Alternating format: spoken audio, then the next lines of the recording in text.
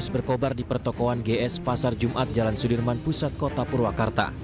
Banyaknya barang yang mudah terbakar di dalam toko dan kencangnya angin membuat api dengan cepat merambat ke seluruh bangunan pertokoan.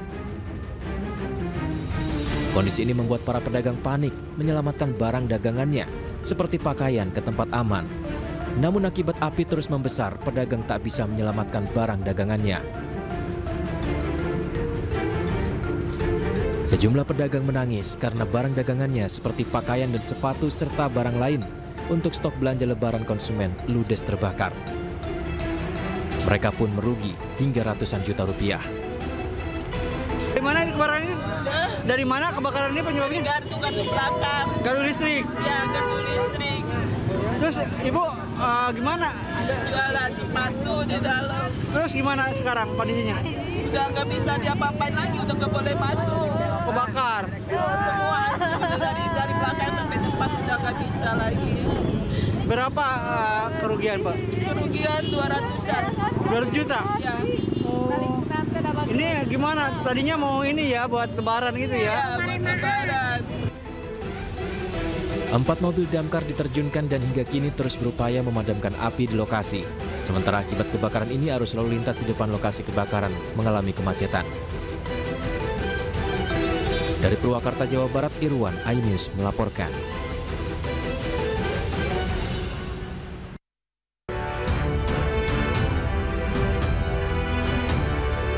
Halo, selamat sore pemirsa, demikian tadi berita pilihan iNews Sore bersama saya Diandra Mukni. Kita awali iNews Sore hari ini dengan informasi Komisi Kepolisian Nasional atau Kompolnas mendalami kasus tewasnya 3 polisi saat menggerebek lokasi judi sabung ayam di Weikanan, Lampung.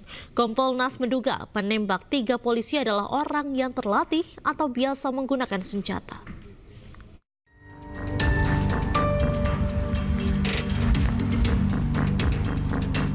Komisioner Kompolnas mendatangi tempat kejadian perkara arena judi sabung ayam di Kampung Karangmanik, Kecamatan Negara Batin, Kabupaten Weikanan, Lampung.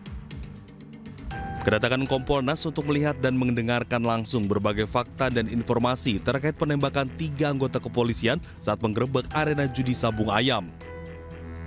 Berbagai fakta ditemukan Kompolnas saat mengurai secara detail kronologi kejadian penembakan di TKP. Kompolnas menemukan fakta adanya penggunaan senjata api pabrikan berdasarkan barang bukti selongsong peluru yang ditemukan di lokasi kejadian. Kompolnas juga menemukan potensi penembakan oleh pelaku yang diakui sudah terlatih menggunakan senjata api. Potensi penembakan dengan sasaran dengan luka yang spesifik, kan lukanya di kepala. Ya, bagian kepala sini, leher ke atas, sama di dada misalnya begitu. Nah, itu cukup spesifik gitu. Lah kita cek dengan lingkungan sini, ya kalau itu dilakukan oleh orang yang tidak pernah pegang senjata, kayaknya susah. Jadi ini identifikasinya lebih dekat kepada orang yang biasa menggunakan atau tahu cara menggunakan senjatanya. Ya, Pak. Meski demikian, Kompolnas tidak ingin mengambil kesimpulan dan menunggu hasil penyelidikan yang dilakukan oleh tim Joint Investigasi Gabungan dari TNI Polri. Sebelumnya, 3 polisi tewas saat menggerebek tempat perjudian sabung ayam di Kampung Karangmanik, Kecamatan Negara Batin, Kabupaten Weikanan, Lampung. 3 polisi itu antara lain Kapolsek Negara Batin Weikanan, AKP Anumerta Lucianto, Aibda Anumerta Petrus Aprianto, dan Bribtu Anumerta M. Galip Suryaganta. Sejauh ini, tim investigasi gabungan TNI dan Polri telah menetapkan 1 orang warga sipil sebagai tersangka berinisial Z sebagai pemain judi sabung ayam. Polisi juga telah mengamankan 2 orang oknum anggota TNI Angkatan Darat berinisial SB dan LB sebagai terduga pelaku penembakan dan masih berstatus terperiksa sebagai saksi. Dari Bandar Lampung, Andres Afandi, iNews melaporkan. Kodam 2 Sriwijaya mengungkapkan hasil investigasi sementara dan olah TKP diduga ada motif uang terkait sabung ayam yang turut menewaskan 3 anggota kepolisian. Temuan ini didapatkan berdasarkan keterangan para saksi yang kini juga telah ditahan oleh pihak Denpom.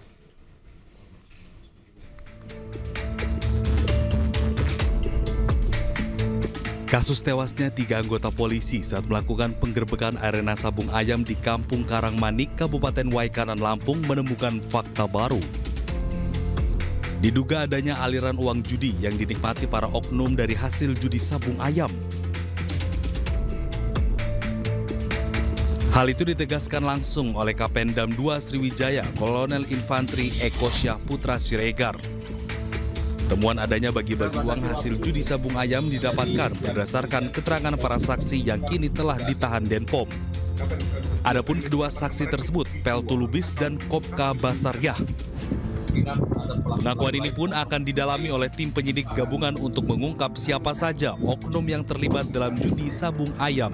Keterangan saksi saya jelaskan lagi, ada uang dibagi. Siapa ya? Kok polsek, Ramil. Yang jelas nggak mungkin juga ada yang tidak mendapat. Ada duit? Ada. Uang diterima? Ada. Cuman siapa aja? Nah ini masih dicari lagi. Saya sudah sampaikan, tidak boleh ada pelaku yang lolos. Anggota kita sudah menyerahkan diri, sudah kita periksa. Dipastikan ini pasti kena hukuman. Investigasi tim gabungan telah menemukan 3 jenis berbeda selongsong peluru dan sepucuk senjata laras panjang tak jauh dari TKP. Dari Palembang, Sumatera Selatan, iNews melaporkan. Beralih informasi lain, pemirsa, Pengadilan Negeri Jakarta Pusat kembali menggelar sidang Hasto Kristianto. Sidang hari ini mendengarkan nota pembelaan atau eksepsi dari pihak Hasto.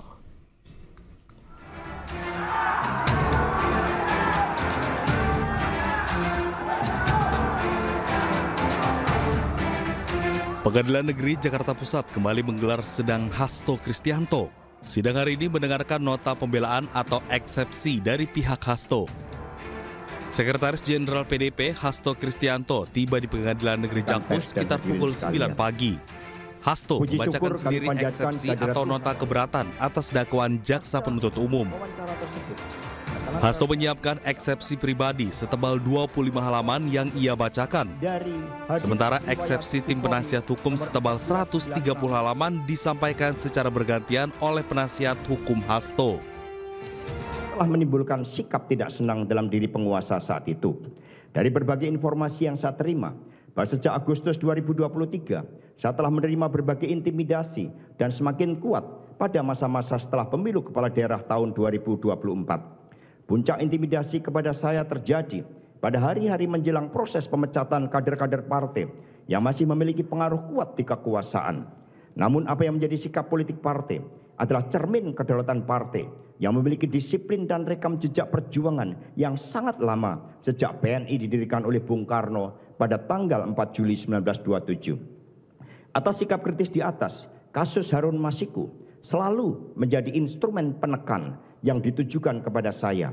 Hal ini nampak dari monitoring media seperti terlihat dalam gambar di bawah ini, di mana kasus Harun Masiku selalu cenderung naik seiring dengan dinamika. Dalam eksepsinya, Hasto menguraikan bagaimana operasi politik dilakukan terhadap dirinya hingga duduk di kursi terdakwa. Dalam eksepsinya, Hasto memohon kepada majelis hakim agar memutuskan tidak melanjutkan pemeriksaan perkara tersebut. Ia juga memohon hak kedudukan serta nama baiknya dipulihkan.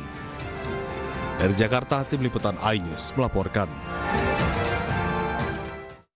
Terima kasih Anda masih menyaksikan iNews Sore, pemirsa. Usai viral dan menjadi buruan polisi, anggota Ormas di Kota Bekasi, Jawa Barat yang diduga meminta THR ke sebuah perusahaan di wilayah Bantar Gebang akhirnya ditangkap.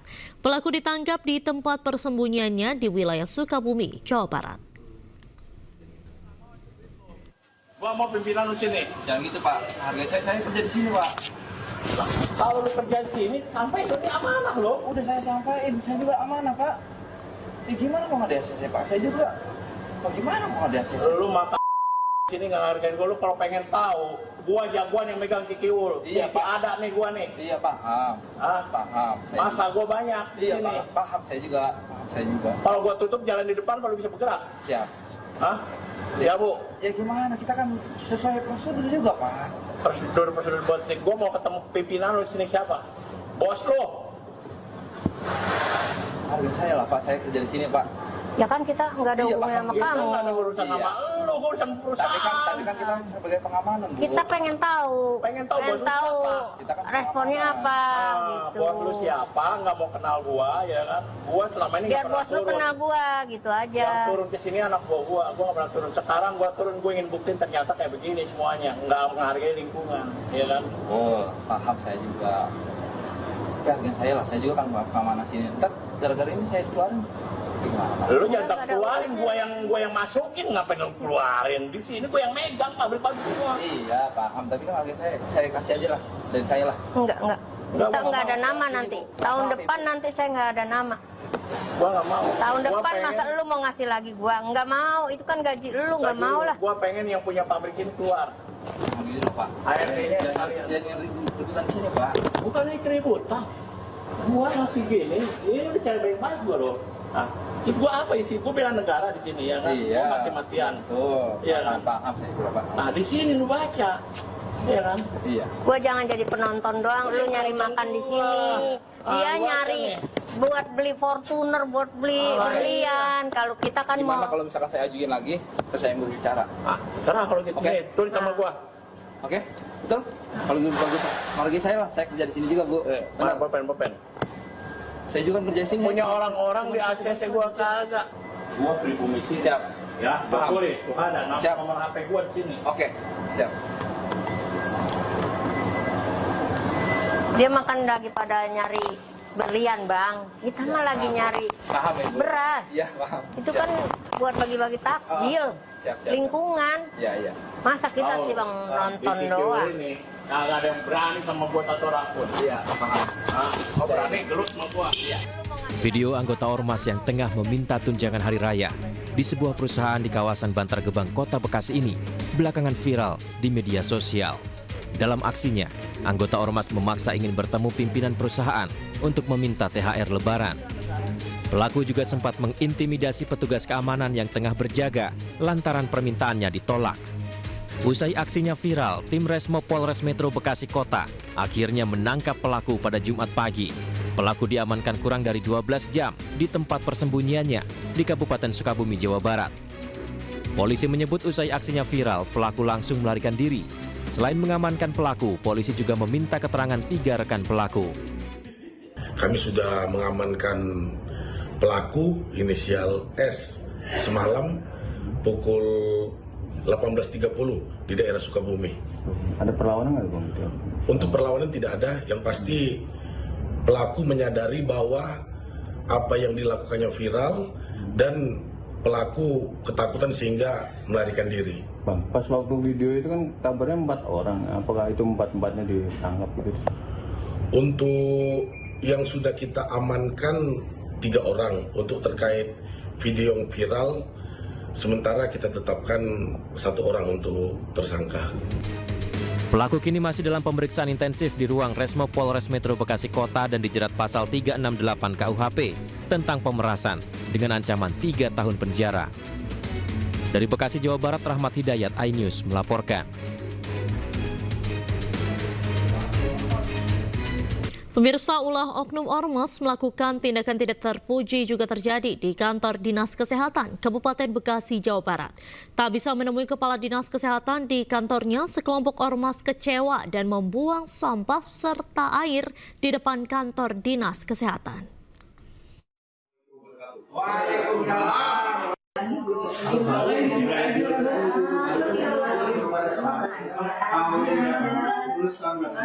Ya Allah, itu tuh, saya kalau nggak dipegangin si abang, saya mau jatuh. Dipegangin sama si abang saya. Wah, nggak mau jatuh tadi? Ya. Iya, berarti kan mencelakakan orang. Coba ya Allah, apalagi ini buat disabilitas. Jangan bentak-bentak saya. Bukan yang bentak-bentak saya celaka.